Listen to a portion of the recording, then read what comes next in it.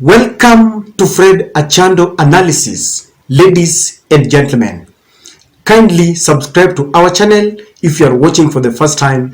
Click the notification bell and give many likes to our videos. And to all those who support this channel in one way or the other, I'm really humbled. Asanteni sana.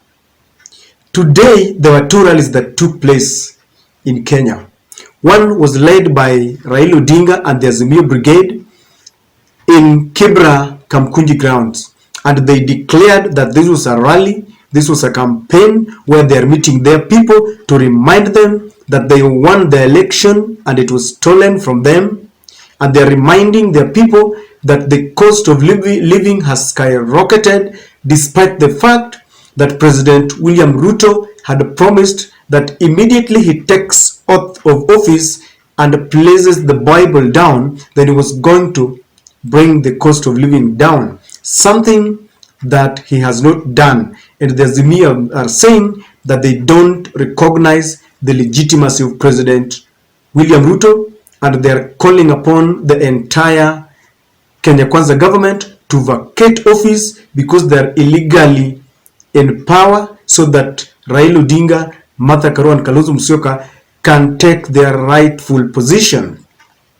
The other one took place under the guise of interdenominational prayers, as it has been the norm every Sunday, led by our President William Samoei Ruto and the Deputy President Rigathi Gachagua.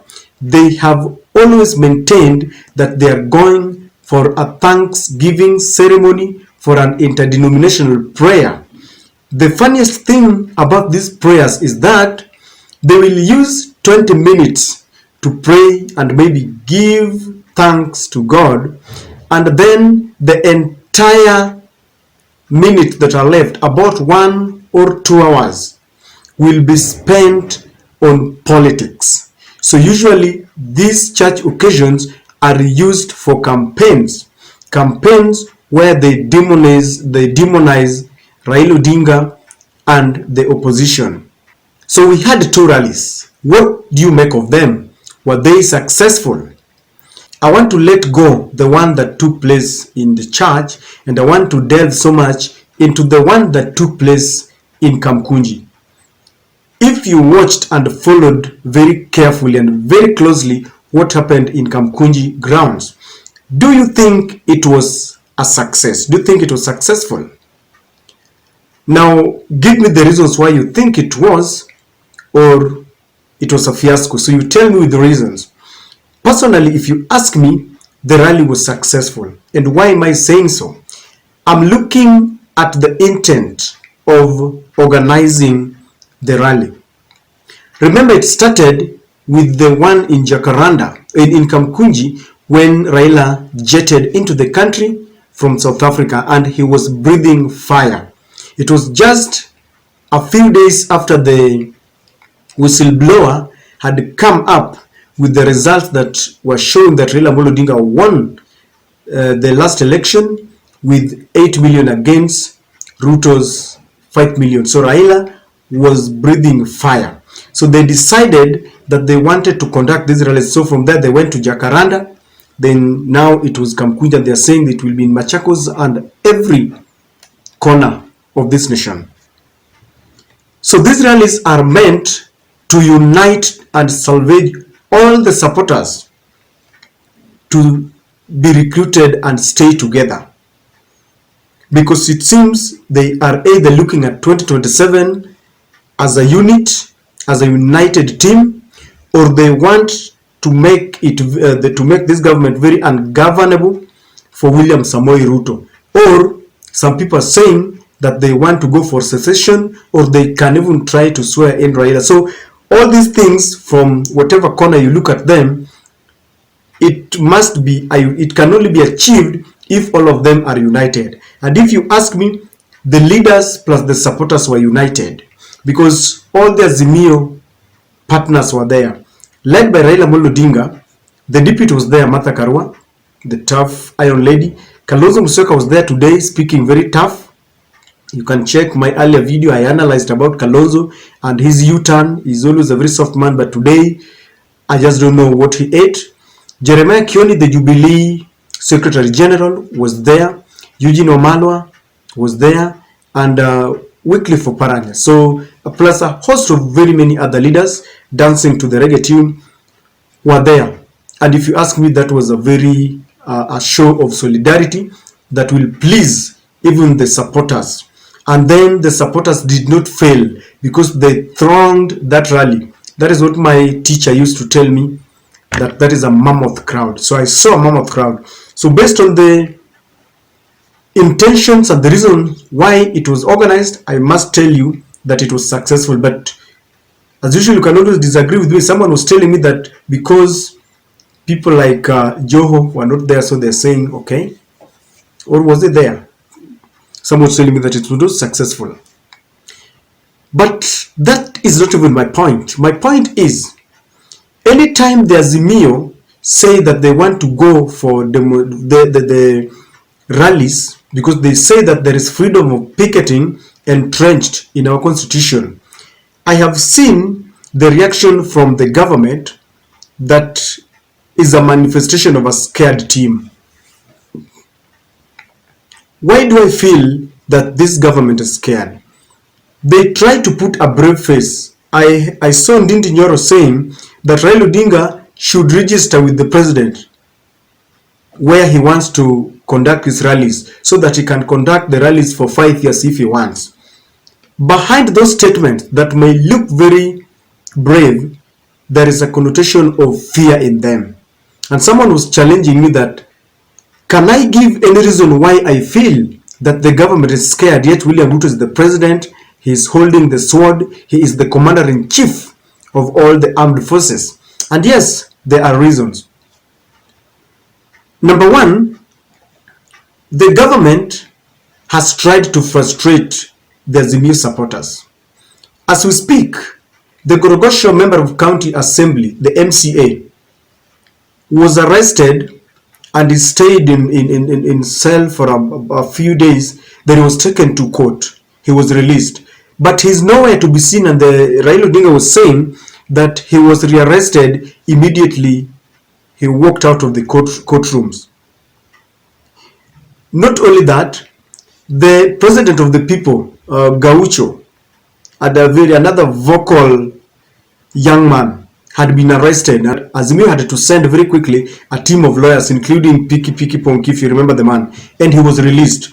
But his phone remained with the investigators, and I think that is just within the law, because they still wanted to conduct some investigation, maybe to see the parties that Gaucho was communicating with. So this tells me that these arrests are only meant to scare other members of the Azimio. You see, there are people who are very scared. Some are afraid. They can say, now that the government has started arresting people, then we will not go there. You see, the moment a team is divided where some are afraid, then the rally will not be full. And if there is something that William Ruto would want to see, is an empty stadium, like it happened to him during his first Madaraka day, the first Madaraka that he officiated after taking oath of office. The chairs were actually empty. So this is something that you really want to be replicated in the Raila rallies, because they have always indicated that Raila supporters are tired because Raila keeps on coming to them that my votes have been read. So they've spread this fallacy that the supporters are tired, and they would be very happy if the stadium will be empty. Number two, the way they are frustrating Uhuru Kenyatta seems to me that they want him to decamp Azimio. They want him to ditch completely, because I've seen them holding meetings with the Jubilee member of parliament, people like Sabina Chege, the others like Gunjiri Wambugu, even though it's not elected as a vocal man, and they are trying to ensure that the Jubilee wing of the Azimio is separated. Now, the only thing that scares them is the fact that the Secretary General, Jeremiah Kioni, is still rooted in Azimio, and he's attending all of those rallies. So they're trying to frustrate Uhuru. In fact, in their own words, from the horse's mouth, they said that Uhuru Kenyatta is actually responsible for sponsoring Azimio rallies. something that is very funny, because Raila has conducted his campaigns and rallies in 2013 and 2017 when William Ruto and Uhuru were together. Yet the rallies were very full, as they have been, as they were today. So I don't know why they are scared of this. So they want Uhuru Kenyatta to decamp so that they can. This is a carrot. They are frustrating him so that he can be tired and say, wacha niachane nayo. So that's another fact why I feel that they are scared. The third one is that anytime the Azimio conducts those rallies, they have witnessed some police helicopters flying around. If you ask the government, they will tell you that this is supposed to provide security, but the Azimio understands very well that this is a form of a scary tactic so that people can be scared. But one thing about Azimio supporters is that they are not scared. In fact, they joke around that sometimes maandamano bila tiaga sio maandamano. I thank God they are saying this is not a maandamano. The leaders are very clear that this is a consultative meeting. In fact, one person who has been preaching peace ever since we started these rallies is Kalonzo Musyoka. And he maintains that even in Britain, people recently demonstrated. And he's saying that Britain is a developed country. If they can go for the demonstrations, then why not Kenya, which also has the freedom that is entrenched in the constitution? So these helicopters are meant to scare away people. I support the idea that people should be protected. Not even those in the rallies, even others, because there is this notion that there are businessmen who are afraid that their property will be damaged whenever people go for Azimio rallies. But for the 3 consecutive rallies that have taken place, we've never heard of any issues or victims where people are fighting. It goes a long way to prove that the supporters will only be violent when the police provoke them. Because from the 3 rallies, you can bear me witness that it has never been chaotic. So ladies and gentlemen, the 3 reasons that I have given you demonstrates beyond reasonable doubt that the government is scared, but they don't want to accept it. I don't know what you think, but those are my reasons.